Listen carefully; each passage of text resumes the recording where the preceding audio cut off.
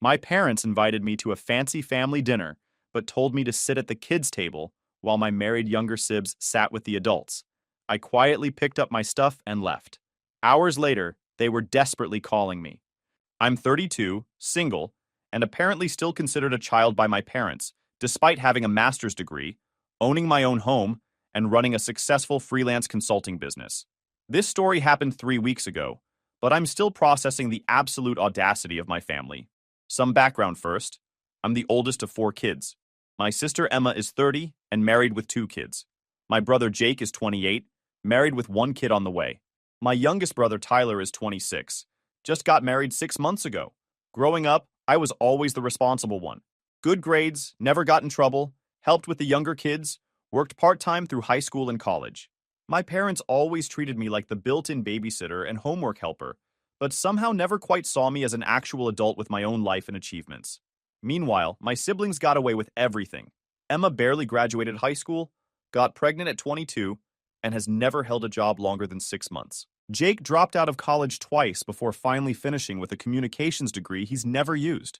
Tyler spent his early 20s partying and living off my parents before suddenly deciding to get married to a girl he'd known for 8 months. But here's the thing that's always driven me crazy. The moment each of them got married, they were suddenly treated like mature adults deserving of respect. Emma became the family expert on everything the moment she popped out her first kid. Jake's opinion started mattering the second he put a ring on his girlfriend's finger.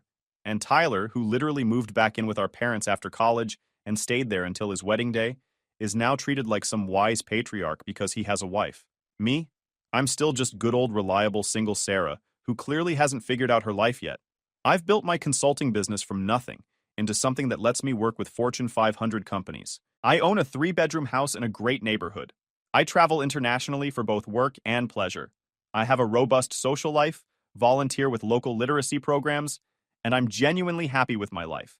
But because I haven't found the right person to marry yet, my family treats me like I'm somehow incomplete or immature. The dinner invitation came via a group text to all us kids. Mom was planning what she called a sophisticated family dinner to celebrate Tyler and his wife Melissa's 6-month anniversary.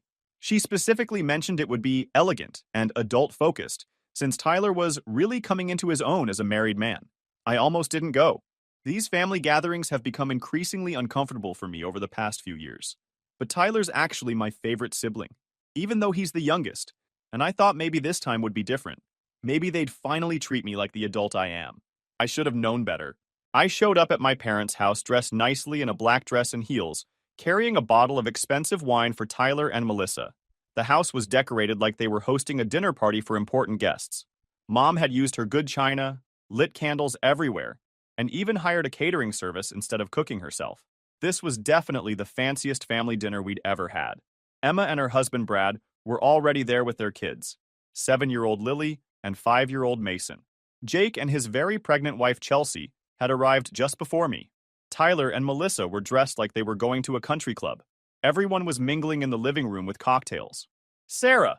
Mom exclaimed when she saw me. "Oh, good, you're here. Can you help me with something in the kitchen?" I followed her to the kitchen, where she was fussing with appetizer platters. "This looks amazing, Mom. You really went all out." "Well, Tyler deserves it. He's really become such a mature young man. Marriage has been so good for him." She paused, giving me one of those looks. "You know, honey, Melissa has a brother who's single. Very successful lawyer. Maybe we could arrange—" "Mom, please. Not tonight." I'd heard variations of this conversation 100 times. My successful single life apparently reflects poorly on her as a mother. I'm just saying, you're not getting any younger. Emma was already married with 1 baby by your age. Don't you want what she has? I looked through the doorway at Emma, who was letting her kids run wild through the living room while she ignored them, and complained to Chelsea about how tired she was. Her husband, Brad, was already on his 3rd beer, and it wasn't even 6 p.m. yet. "I'm happy with my life, Mom. Can we please just enjoy tonight?" She sighed dramatically. "Well, I suppose. Oh, I need to tell you about the seating arrangement. I've put a lot of thought into this to make it special." Something in her tone made my stomach drop. "Okay. Well, since this is such a sophisticated dinner, I've arranged the seating to be appropriate. The adults will sit at the main dining room table, and you'll be at the little table in the breakfast nook with Lily and Mason." I stared at her. "I'm sorry, what?" "It's perfect, really. You're so good with children, And this way the married couples can have adult conversation without the kids interrupting. I've already set your place. My face went hot. Mom, I'm 32 years old. Oh, don't be dramatic. It's just seating. Besides, someone needs to watch the children so the adults can enjoy their dinner. The adults? I felt like I'd been slapped. My younger siblings, who I'd helped raise, who had come to me for advice throughout their teens and early 20s, were adults while I was relegated to the kids' table like a teenage cousin. Where exactly are you planning to seat everyone else? I asked, trying to keep my voice steady. Well, your father and I will sit at the heads of the table, of course. Tyler and Melissa will sit on one side, Emma and Brad on the other, and Jake and Chelsea across from them. It'll be perfect for adult conversation about marriages and careers and future plans. I had a master's degree in business administration and ran my own company. I'd been financially independent since I was 24. I owned property and paid taxes and voted and had a 401k. But I wasn't married, so I got demoted to children's table supervisor. And what if I don't want to sit with the kids? I asked quietly. Mom looked confused, like the thought hadn't even occurred to her. But who will watch them? Emma and Brad deserve to enjoy their dinner without worrying about the children. And besides, you're not married, so it's not like you have much to contribute to the conversation anyway. That last sentence hit me like a physical blow. Not much to contribute. Because I hadn't found a spouse, my education, career success, life experiences, and opinions were somehow worthless. I nodded slowly. I see. And this was your plan all along? Well, yes. I thought it was quite clever, actually. This way everyone gets what they need. Everyone except me, apparently. I walked back into the living room, where my siblings were all chatting and laughing with their spouses. The kids were now jumping on the furniture, while Emma scrolled through her phone, completely ignoring them.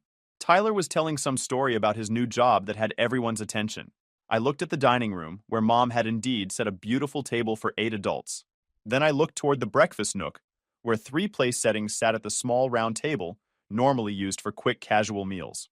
A children's placemat with cartoon animals sat next to my regular plate. The symbolism was hard to miss. I walked back into the living room and quietly approached Tyler. Hey, can I talk to you for a second? Sure, what's up? I pulled him aside. Did you know about the seating arrangement Mom planned? He looked confused. What do you mean? She wants me to sit at the kids' table with Lily and Mason, while all of you sit at the adult table.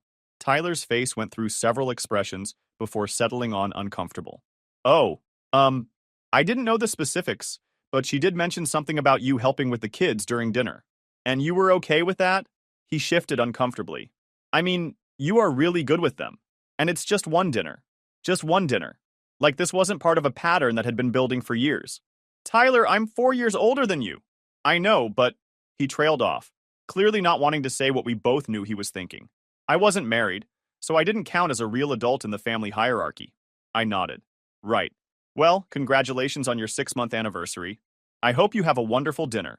I walked back to the kitchen, where Mom was putting finishing touches on the appetizers. Mom, I need to head out. She looked up, startled. What? But dinner's about to be served. I told you, you're sitting with the children. Yes, you did tell me that. Which is exactly why I'm leaving. Sarah, don't be ridiculous. Someone needs to supervise them. Then I suggest one of their parents do it. You know, the people who are actually responsible for them. Her face hardened. You're being very selfish right now. This dinner is important for Tyler and Melissa. You're right, it is important, which is why you should probably focus on actually including your family, instead of treating one of your children like hired help. I walked back through the living room, where everyone was still chatting. No one seemed to notice I was leaving. I grabbed my purse and the bottle of wine I'd brought. Sarah? Tyler called out as I reached the front door. Where are you going? Home. Enjoy your sophisticated adult dinner. Wait, but you haven't eaten yet? I turned back to face the room. Everyone was now looking at me. I wasn't invited to eat with the family. I was invited to be the unpaid babysitter. So I'm declining. Emma finally looked up from her phone. What's she talking about? Mom wanted me to sit at the kids' table while you all had your adult dinner, I said calmly. The room went quiet. Jake shifted uncomfortably. Brad took another drink. Chelsea looked confused. That's kind of messed up, Tyler said quietly. Is it? I asked. Because none of you seemed to have a problem with it when I mentioned it to Tyler 5 minutes ago. Mom came bustling out of the kitchen. Sarah, stop making a scene. It's just seating arrangements. It's not just seating arrangements, Mom. It's how you see me. How this entire family sees me. I looked around the room. I have a master's degree. I own my own business. I own my own home. I pay my own bills. I've been completely independent for almost a decade. But because I don't have a husband, I'm somehow still a child who gets relegated to supervising other people's kids while the real adults have dinner. Now you're being dramatic, Mom said, but her voice lacked conviction. Am I? Emma dropped out of college and has never held a steady job, but she gets treated like an adult because she's married. Jake bounced between majors and jobs for years, but he's worthy of adult conversation because he has a wife. Tyler lived with you until he was 26, but suddenly he's mature enough to sit at the big kid table because he got married. What exactly have any of them accomplished that I haven't, besides finding someone willing to marry them? The silence was deafening. That's not fair, Emma said weakly. Isn't it? When's the last time anyone in this family asked about my career? My travels? My goals? When's the last time anyone treated my opinions as valid? But I'm supposed to be grateful for the opportunity to watch your kids, while you all discuss your marriages and your futures, because apparently I don't have one worth discussing. Lily chose that moment to run over and tug on my dress. Aunt Sarah, are you coming to eat with us? I knelt down to her eye level. Not tonight, sweetie, but you be good for your mom and dad, okay? But who's going to sit with us? Mason asked, appearing beside his sister. Your parents will take care of you. That's their job. I stood back up and faced my family one more time.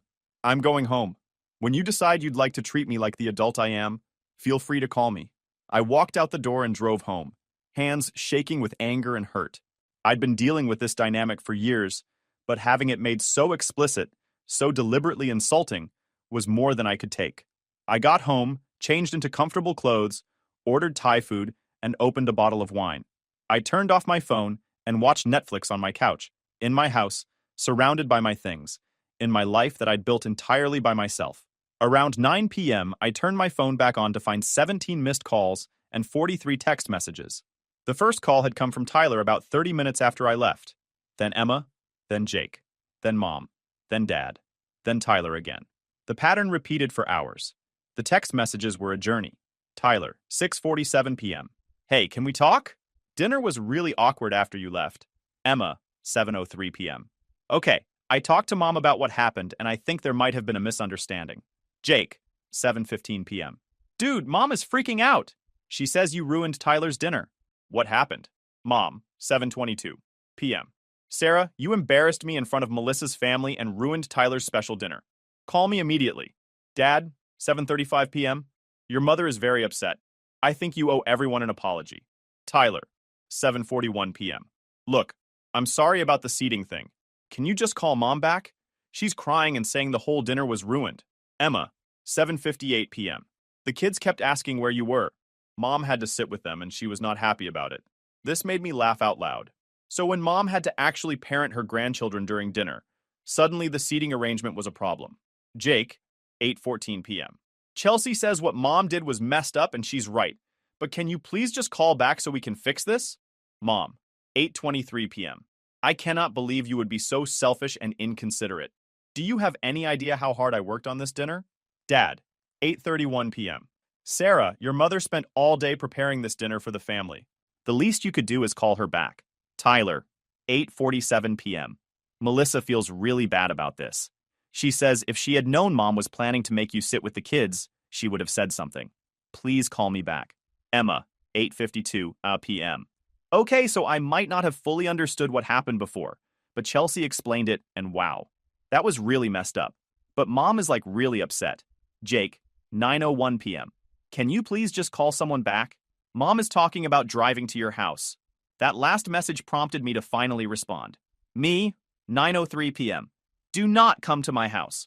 I'll call Tyler in 10 minutes. I called Tyler, who answered on the first ring. Thank God. Look, I'm sorry about what happened.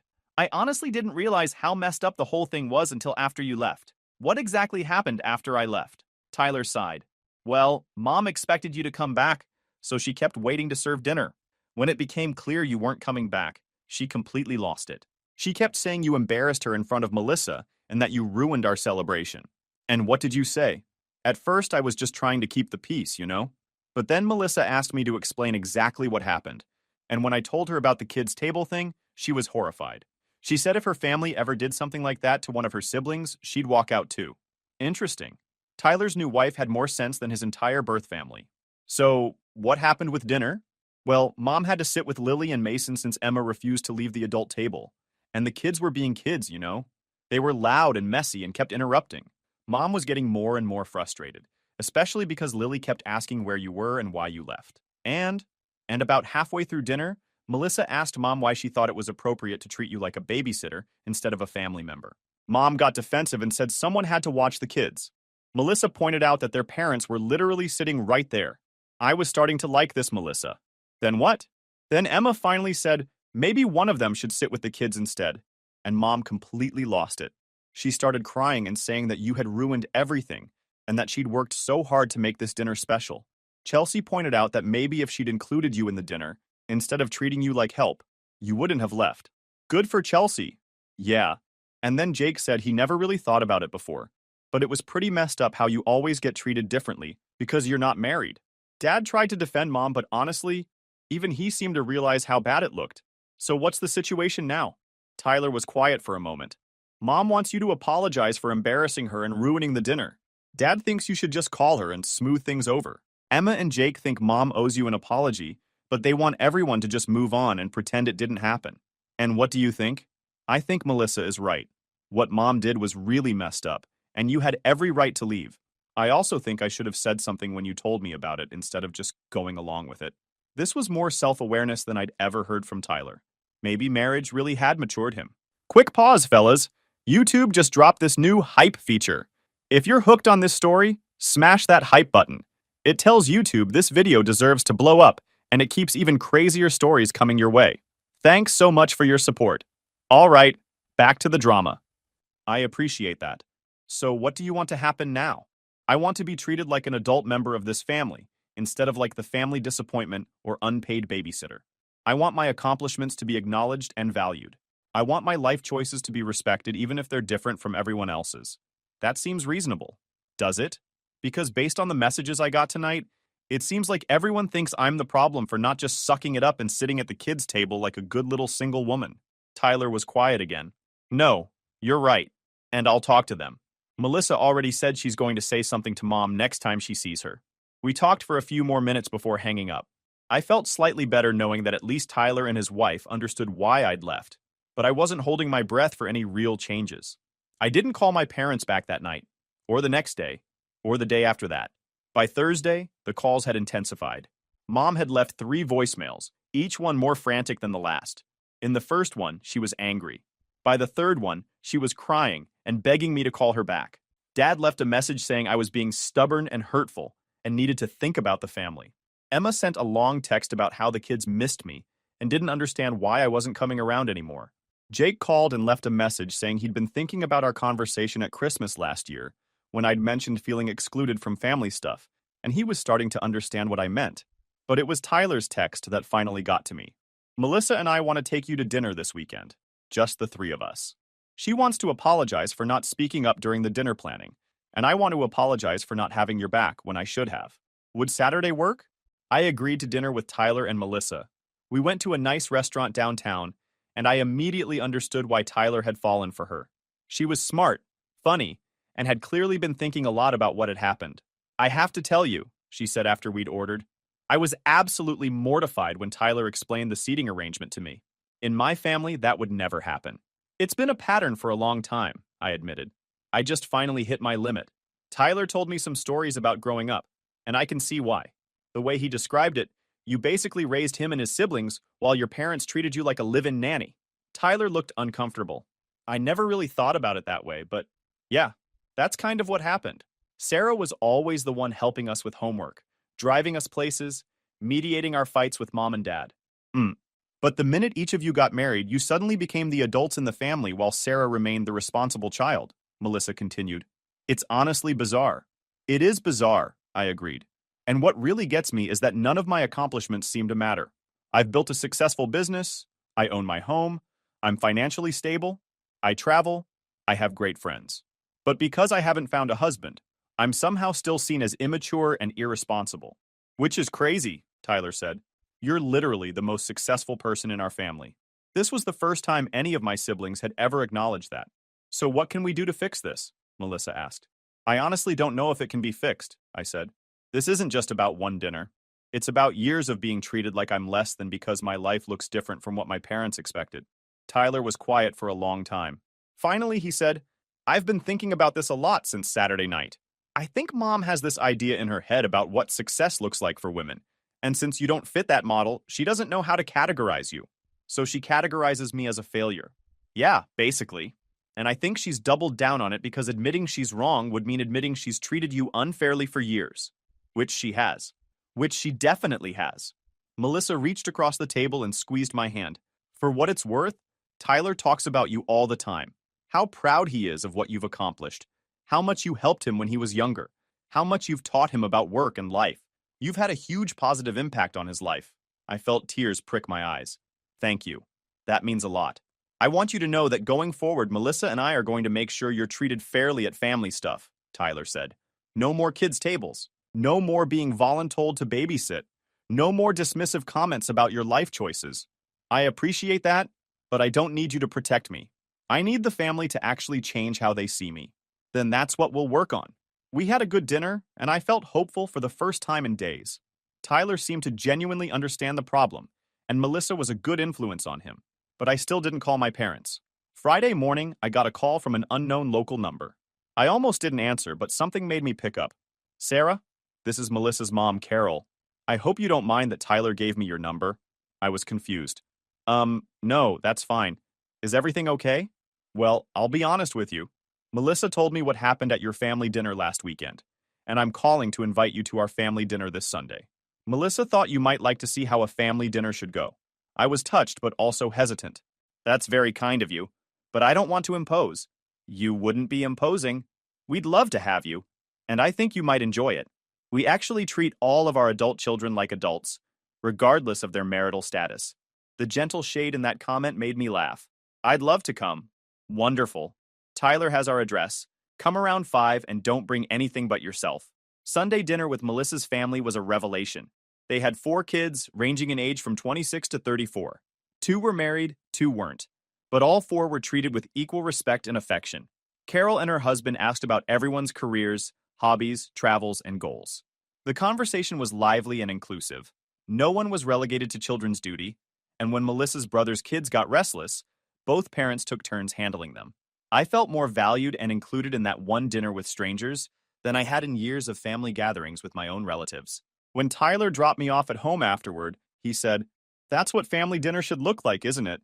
Yeah, it really is. I'm going to talk to Mom and Dad this week. This has gone on long enough. Monday morning, I finally decided to check the family group chat that I'd been ignoring for a week.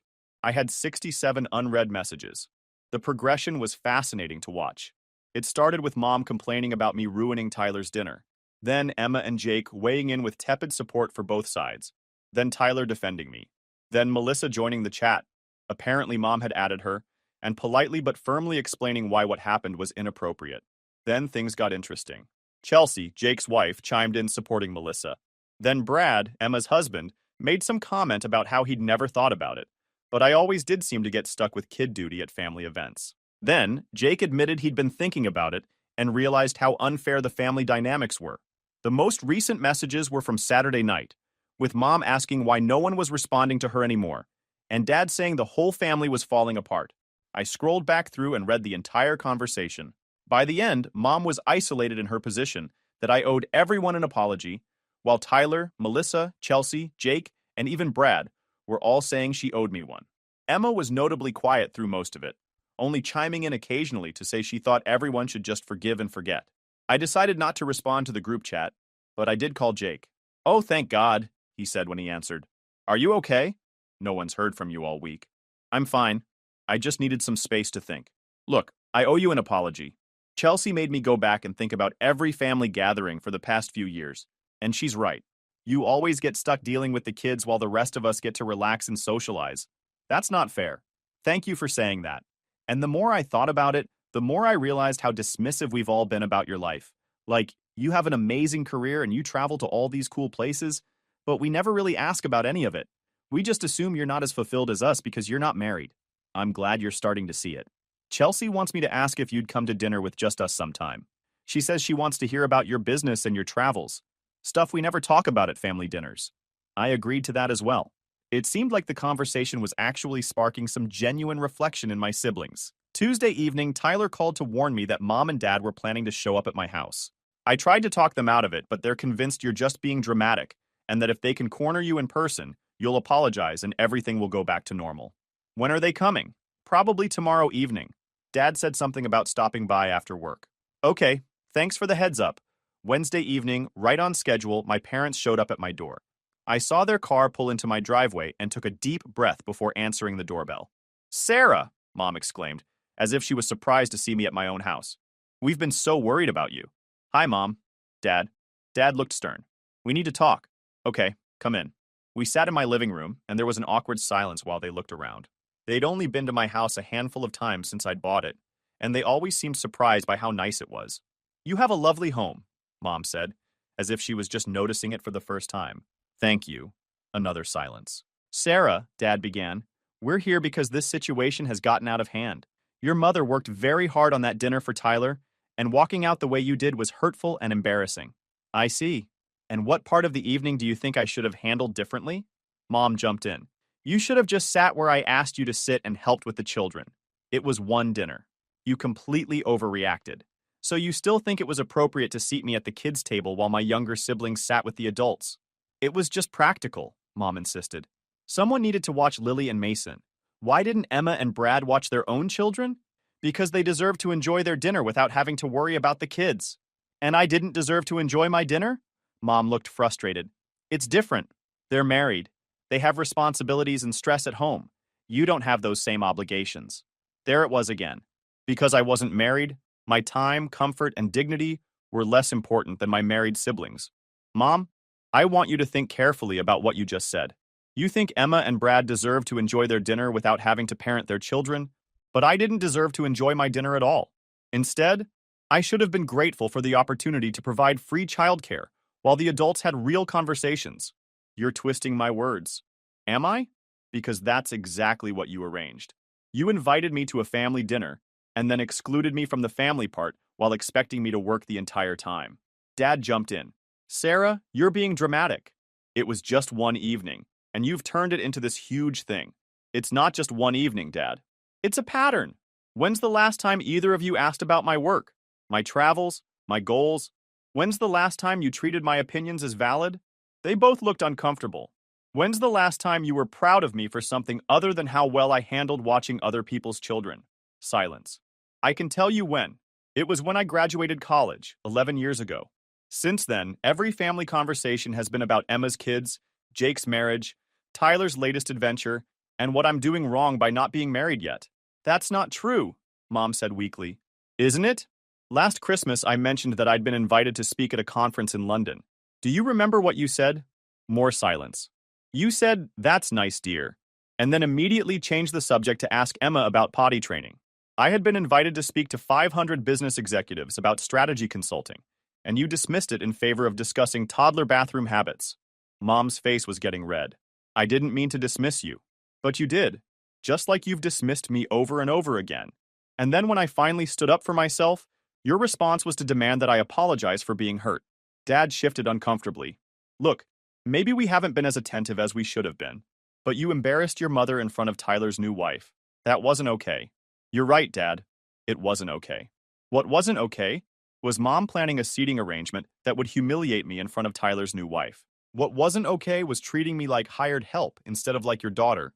What wasn't okay was dismissing my feelings when I tried to express them. So what do you want from us? Mom asked, tears starting to form in her eyes. I want you to see me as an adult. I want my accomplishments to be acknowledged. I want my life choices to be respected. I want to be included in family conversations instead of being assigned babysitting duty. And if we do that, will you forgive us for the dinner? Mom, this isn't about one dinner. This is about years of being treated as less than. If you can genuinely change how you see me and treat me, then yes, we can rebuild our relationship. But if you're just looking for a quick apology so everything can go back to how it was, then no. They left shortly after that, saying they needed to think about what I'd said. I wasn't optimistic about real change, but at least I'd said what I needed to say. Thursday morning, I got a text from Emma asking if we could talk. I called her back during my lunch break. I've been thinking about what happened, she said without preamble, and I think I owe you an apology. Oh, yeah. The more I think about it, The more I realize how often you get stuck watching Lily and Mason at family stuff, and I just let it happen because it was easier for me. I appreciate you saying that. I also never really thought about how differently mom and dad treat you. Like, when I got married, suddenly my opinions mattered to them in a way they never had before. I just assumed everyone got the same treatment when they hit certain milestones. But I've hit plenty of milestones. They just weren't the ones mom and dad were looking for. Exactly. And that's messed up. Your business is amazing. Your house is beautiful. You travel to incredible places. You've accomplished more than any of us. But because you're not married, it's like none of it counts. This was the most insight I'd ever heard from Emma. What made you start thinking about this? Honestly, Chelsea. After you left the dinner, she was really upset about what happened. She said it reminded her of how her family used to treat her oldest sister, who's also single. She made me realize that I've been complicit in treating you unfairly. I'm glad you're seeing it now. I want to do better. And I want to make sure Lily and Mason understand that Aunt Sarah is not their automatic babysitter. They need to learn that adults deserve respect, regardless of whether they're married or have kids.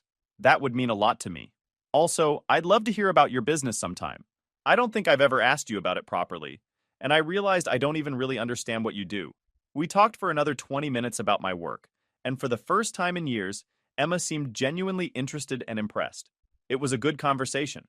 Friday afternoon, I got an unexpected call from Dad. "I've been thinking about what you said," he began, "and I want you to know that your mother and I have been talking." "Okay. I want to apologize. Not just for the dinner, but for how we've treated you over the years. You were right when you said we haven't been paying attention to your accomplishments or treating you like an adult. I was surprised. Dad doesn't apologize easily. I appreciate that. Your mother is having a harder time with it. She's always had very specific ideas about what makes a successful life for a woman.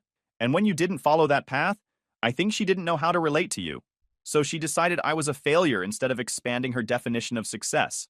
Yes, and that was wrong of her. And wrong of me for going along with it. What changed your mind?"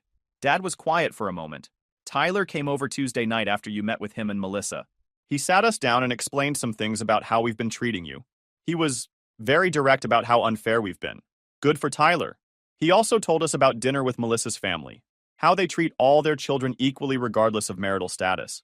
It made me realize how differently we've been treating you. And Mom? She's struggling with it. She feels like admitting she was wrong means admitting she's been a bad mother. But she's starting to see it. I hope so. Would you be willing to come to dinner Sunday? Just family, no formal seating arrangements, no expectations that you'll watch anyone's kids?" I thought about it. Will Mom be able to handle treating me like an adult? I think so. And if she can't, Tyler and I will make sure she does.